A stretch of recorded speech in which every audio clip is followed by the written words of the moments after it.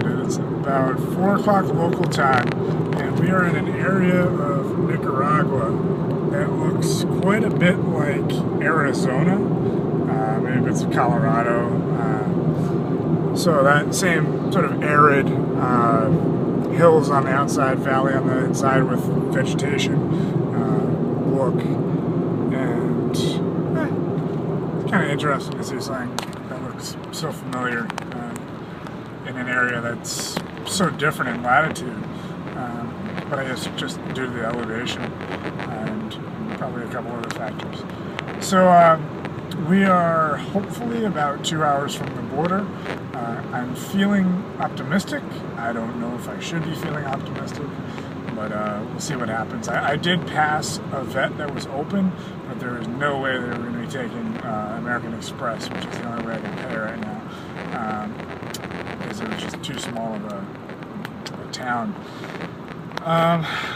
So I guess I'll just go plead my case to the animal people in Honduras, and hope that that works out. I mean, they were in Honduras yesterday.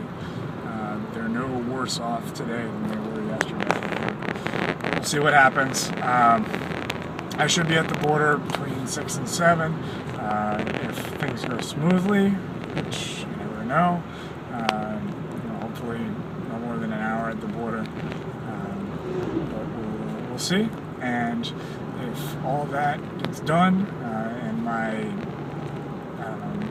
$100 and some worth of lempiras is enough, then I will be on my way, and I can drive probably all the rest of the way at night, or I can sleep for a bit and then drive a few hours in the morning. I don't know how that would work out. It's probably about 6 hours from the Honduran border up to Tella. It's a long shot. So we'll see how that works out. But yeah, that's the plan. Be at the border before 7, hopefully done before 8, and on my way with 6 hours of driving left to go. And then, yeah, we'll see what happens. A couple more observations about Nicaragua. The Coke-Pepsi war isn't as big down here. There just seem to be a whole lot more other companies sponsoring signs. And perhaps, and there's correlation, there's no causation, but perhaps that is why it seems like there are slightly fewer obese people down here than there are in Honduras. It doesn't seem to be quite as endemic as it is up in Honduras. To go along with that point, the closer one gets to Costa Rica, the more things are westernized, American influence, just because so many Americans and American dollars are going to Costa Rica. So Nicaragua, especially the southern part of Nicaragua, you see some baseball, you see them wanting dollars, things like that. Whereas when you're further up in Nicaragua, less so, even though of course the roads are still nicer.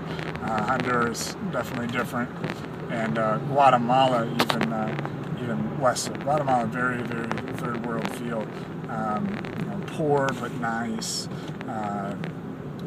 very laid back life, and of course a bit different in Belize because they have a whole English speaking advantage and using the American dollar. But yeah, in Costa Rica, Panama, very very similar. And apparently they're bringing Ecuador into that group. That's going to be the next Costa Rica or Nicaragua, who knows. Alright, that's going to be it for this one. So a little bit more driving. Maybe I'll get another one in before the border, but we'll see.